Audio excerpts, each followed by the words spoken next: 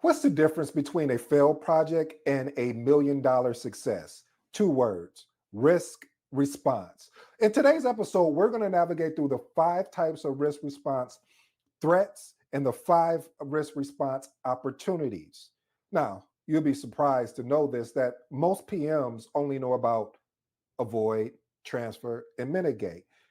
But how do they properly use them? So, in today's episode, I'm going to ensure that you have the opportunity to, first of all, understand how to use these properly, and then give you a good example of what they're like. And if you're going after your test, your PMP, CAPM, this is one of those episodes you want to pay attention to, because risk is real. There's a lot of questions about risk on the exam. And I think, hey, so this is the baseline, this is the foundation. And if this goes well, we'll probably do more episodes around risk, because risk is one of those topics that's there, like everyone needs to know, but they kind of skim through it. We're not going to do this here because you're exceptional, and I know you don't want to skim through it. So let's get to it. First of all, risk is something that is a threat, right? When I say a threat, meaning there's 2 types, a negative and positive. Most people call it, says, a positive risk or a negative risk. And according to PMI, or according to PMBOK 6, it's a threat or a opportunity. I actually have the PMBOK here, ladies and gentlemen, just in case, so you know that I'm talking directly for that information. I'm not talking from or source of that, that I create. This is straight from the PMBOK. So anyway, let's get into it. So threats are uncertain events or conditions that, if they occur, can have a detrimental effect on one or more of your project objectives, potentially leading to schedule delays, cost overruns, scope reduction, and quality issues. Let's unpack this real quick. Schedule delays, cost overruns, scope reduction, quality issues. What are those? Those are triple constraints. Anytime that you see those components, anytime a risk is going on here, you will notice that the triple constraints always play a role in it. They represent potential problems that need to be carefully managed and mitigated to protect the project's objective and deliverables. Let me tell you a short story, and I promise this will be short. The first time I started learning about risk, people would always use, well, I need to mitigate that risk. And you're like, okay. Like, that's the word I just kept hearing, mitigate. And I was like, let me go back and do my own homework. And this is me being new. And this is why I'm doing the 10 types of risk responses, because when I started off, I promise you, I didn't know the difference between the positive and negative, because some of this kind of intertwines together, family. And so today in this episode, you're going to get a real good treat here, because I'm going to unpack both of those. But in the story, it was funny because that's the word that they would use around the mitigate. And I'm like, okay, but what does that mean? But anyway, I digress. So hopefully you won't have to go through that. All right, number 1, avoid, a threat response, or as we also call a negative response. So the definition of avoidance involves eliminating the threat by changing the project plan or strategy to circumvent the risk altogether. Here's a good example of how to avoid. So let's say the project involves a task. They could clash with a holiday season. So rescheduling these tasks outside of the peak periods to avoid delays. Here's my professional advice. Avoidance is ideal for high pack risk.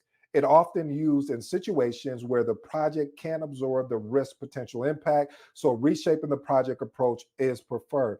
But I have to be honest and be clear with you. This can be very expensive, or I should say expensive, and may require certain project changes. Always conduct a cost benefit analysis before choosing this option. Number 2, transfer. This is also a threat response or a negative response. Transferring is really simple. It's just transferring the risk assigned ownership and impact to a third party, often via contracts, insurance, or outsourcing. Here's a good example of it. Let's say you purchase some insurance to cover potential equipment damage in a construction project.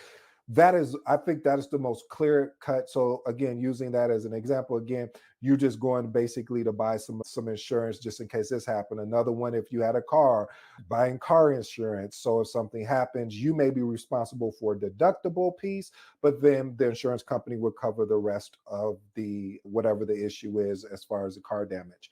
Here's my professional advice regarding that. Clearly define transfer risk terms in contract. This risk response works best for financial or legal risk that can be managed by specialized external resources. Now, I will let you know when you transfer risk usually involves a premium. Only the impact is not transferable, not the responsibility for managing the relationship. Again, only the impact is transferable, not the responsibility for managing the relationship. A lot of times we'll forget that okay, well, we transfer this over to insurance, but there's still a piece that you're accountable for and responsible for to is to manage that relationship and be responsible for that relationship. All right, point number 3 of threat response: accept. Acceptance just means that you take no proactive action to deal with the risk, often reserved for low impact risk. Example of that: accepting the potential for a minor delay in non critical project tasks due to unforeseen interruptions. Here's my professional advice: acceptance can be a passive no action or active having a contingency plan. And we're going to talk about the contingency plan. I save that for last because contingency plan is something that I feel like a lot of people misused a lot of times. So use this response for minor risks that don't justify a proactive response. Only accept risks when their impact is truly minimum or when our other response strategies aren't cost effective. Always document. We do what? Always document accepted risk and monitor them through. And again, this is not the most cost effective, but again, you want to make sure you documented that you accepted this risk and you want to ensure that you're monitoring. Number 4, mitigate. This is the word that you hear most of the time in the project management world. If for those that don't understand how to do proper risk response strategies, they'll say mitigate. But let's look at mitigating. You tell me. Mitigation reduces the probability or impact of risk to make it more manageable or acceptable. Here's an example: like an IT implementation project, you implement a phased rollout instead of a big bang approach to reduce the impact of the potential system failures. I'll give you a deeper connection to that, family. So one of the projects that I was leading, they call it the Big Bang. It's almost like the Big Bang theory in a sense, but not the theory. Just that's what they call it. But literally, we were rolling out to different regions. So we had a we were rolling out, pushing out the software to and I'll give you real good context. So we pushed it out to Australia, where we're behind as far as time zone. We pushed it out to UK. We pushed it out to India. So we were really, they call it following the sun model. So it's more of a phased approach. So you're just carefully pushing it out. And if you hear anything, like you're getting feedback from the customer, or I should say the client, and if you're hearing anything during this phased approach, you have a better chance of finding out what the issue is and then stopping everything that you're doing to go address the issue, and then you could continue on. Phased approaches, and especially on big projects, especially multi-million dollar projects, I recommend taking a phased approach versus just pushing out everything at once. Here's my professional advice: when mitigating, assess the cost benefit ratio of mitigation efforts to ensure the approach is efficient. Focus on addressing risk early in the project when mitigation costs are lower. Document your mitigation plans in detail and ensure they're realistic and achievable. That's the key. Those two words: realistic and achievable. Sometimes I'll see very unrealistic, like how we're going to mitigate this particular risk, and some of the mitigation strategies I've seen, I was like, and who's going to do that? So, but I digress. The whole point is you want to make it realistic and achievable. Number 5, escalate threat response. When risk exceeds your authority or project boundaries, escalate it to the proper stakeholder or organizational levels. Here's a good example. Escalating a regulatory compliance issue to executive management if it requires a significant decision making beyond project authority. Here's my professional advice. Escalate when it risks are outside the project scope of influence. Now, again, family, that's outside the scope of influence. As a project manager, you are accountable and responsible to lead and help the team make decisions, or you make decisions on behalf of the team. However, when it exceeds your scope, again, using the example of a compliance issue, you will need to get executives or your sponsor involved, your project sponsor involved to address that. So, again, provide comprehensive documentation on potential impacts and propose responses. What's so interesting is that I always talk about when you have a problem, you should propose a proposed solution. That's no different than when you're dealing with a risk. You should want to propose a response, especially when it's going up to executives. Next item, develop clear escalation paths and criteria. Family, if you do not have a clear escalation path and something like this comes up, let's say it's a regulatory issue, I will let you know you are in trouble. I've experienced it where I didn't have a true clear escalation path and I had to create one on the fly. And it wasn't something I would recommend, especially to a new project manager, even a seasoned project manager. I wouldn't even recommend it to. But so it's important to understand what are the clear escalation paths. Okay, if I escalate this to my manager, where does my manager escalate this to, or do we just go over our manager? And I actually recorded a whole episode on that, on proper escalation path. So if you want to know more about that, ping me and I'll shoot that to you. Again, and document everything and maintain communication with stakeholders. You already know the motto here: documentation over what? Documentation over conversation is going to be huge. Is going to be key, because what's going to happen is if something comes back up, you want to make sure you have the proper documentation to address any issue, or I should say, excuse me, any risk that may have happened. Now it may even be flipped to an issue. So you want to be ahead of the game. All right, let's look at the opportunities, or what they say positive. Opportunities are uncertain events or conditions that, if they occur, can have a beneficial effect on one or more project objectives, such as time, time, cost, scope, or quality. Again, your triple constraints. They represent potential positive impacts that can be leveraged to bring added value to the project, such as completing work ahead of schedule, delivering under budget, or exceeding stakeholder expectation. That last one is what I love: stakeholder expectation. All right, number one, exploit.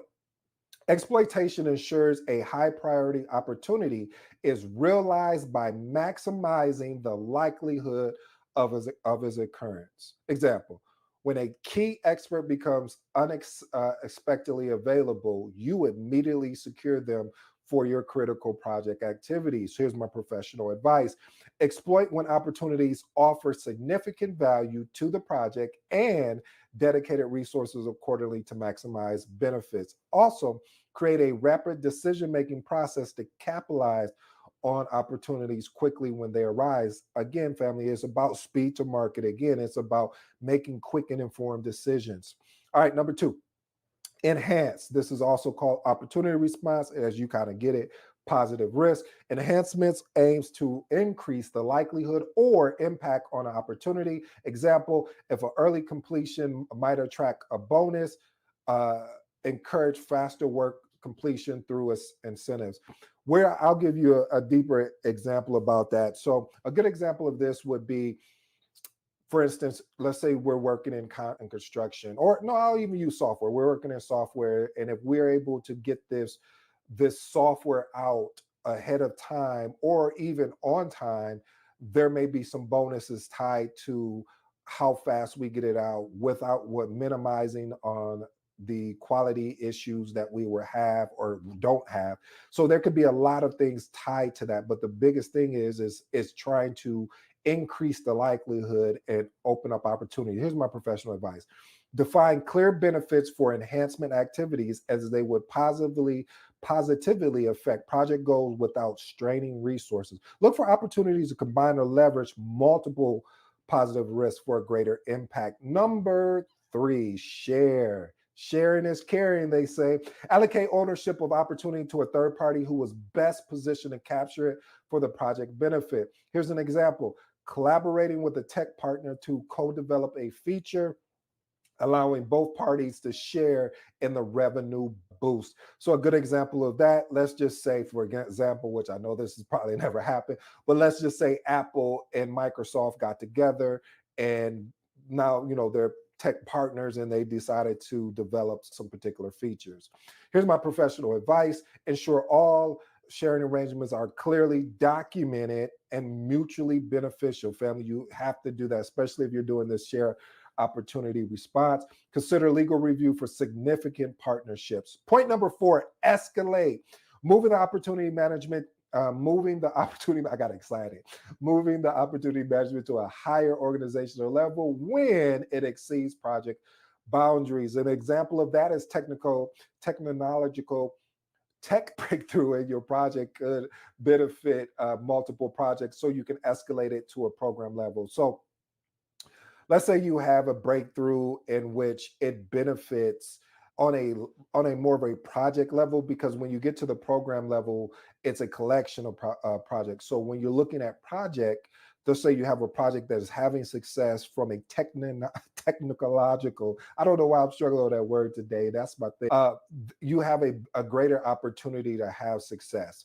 So here's my professional advice: is build strong relationships with program and portfolio managers to facilitate effective escalations. And number five of the positive, or as according to PMI, opportunity responses: be willing to take advantage of opportunity if it occurs, but not actively pursuing it. If a competitor goes out of business, you're willing to hire their skilled staff, but you don't actively plan for it. Here's my professional advice: maintain awareness of accepted opportunities and be ready to act if they materialize. As I told you, family, I had a bonus for you, because sometimes we can get contingency response strategies, also known as contingency plans, confused. So I thought, hey, I know when I was first learning this, I got it confused, and maybe you won't get it confused, but at least you'll have the proper context in case somebody is telling you the wrong information. So let's look at what the definition is. A contingency response strategy is a planned response. Again, I'll say that again. A contingency response strategy is a planned response that will only be executed if certain predefined conditions or triggers are met.